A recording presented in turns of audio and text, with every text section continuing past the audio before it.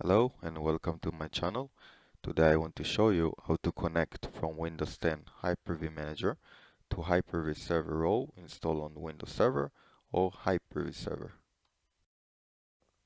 So if you try to connect from Windows 10 Hyper-V Manager to Hyper-V role installed on standalone server using IP address or FQDN, you'll probably get an error claim that you have to check if the virtual machine management service is running or if you're authorized to connect to the server.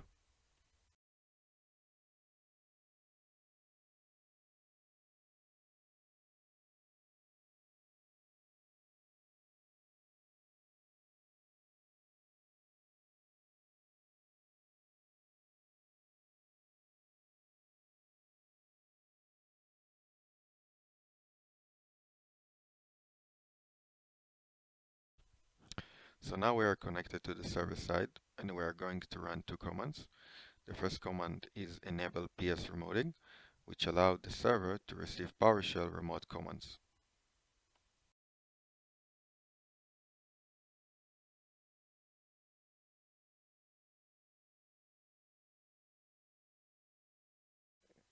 In case the command passed without any error, like in my case, we will run the second command, which is enable wsman cred SSP, that enable cred SSP authentication on the server. Cred SSP is a short for Credential Security Support Provider.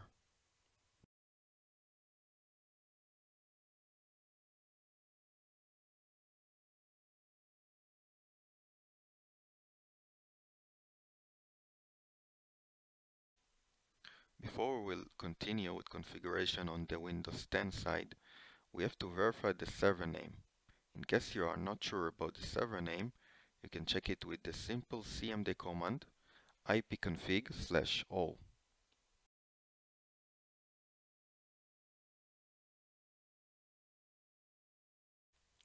So now we can start with the configuration on the Windows 10 side. We have to open PowerShell and run two commands. The first command is presenting here, and I also added it to the video description. Just remember that in my case the server name is hvtest1, but you have to replace it with your server name.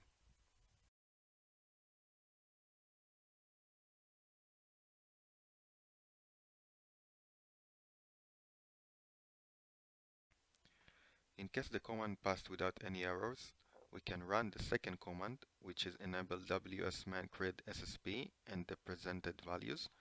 Just remember to replace the server name again with your server name.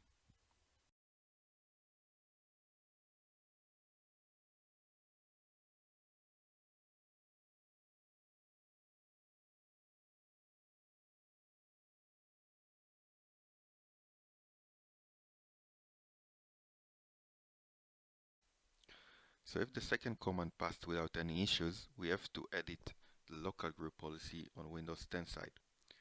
On local group policy, we have to go to Computer Configuration, Administrative Templates, System, Credentials Delegation, and change the setting of Allow Delegating Fresh Credentials with NTLM Only Server Authentication from Non-Configured to Enable. Then we have to add the server name to this group policy server list.